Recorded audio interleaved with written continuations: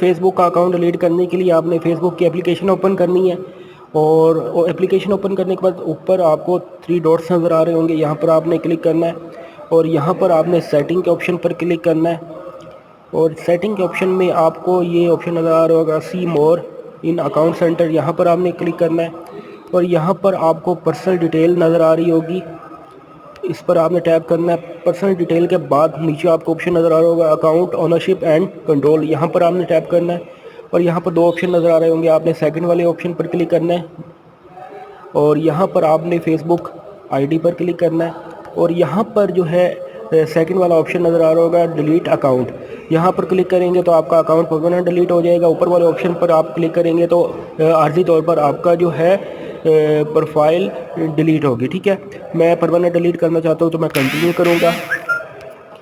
Continue करने के बाद यहाँ पर आपने रीज़न सेलेक्ट करना है। ठीक है, मैं रीज़न सेलेक्ट करता हूँ और कंटिन्यू कर देता हूँ। ठीक है, कंटिन्यू करने के बाद मैं जो है अकाउंट सिक्योरिटी ऑन फेसबुक मैं यहाँ पर कंटिन्यू करता हूँ। कंटिन्यू करने के बाद मैं जो है यहाँ पर फिर कंटिन्यू कर दूँगा और यहाँ पर जो है वेरिफिकेशन पासवर्ड लगाऊँगा, कंटिन्यू करूँगा और फिर कंफर्म करूँगा। फ्रेंड्स, मेरा अकाउंट जो है परमानेंट डिलीट हो चुका है, ये देखें।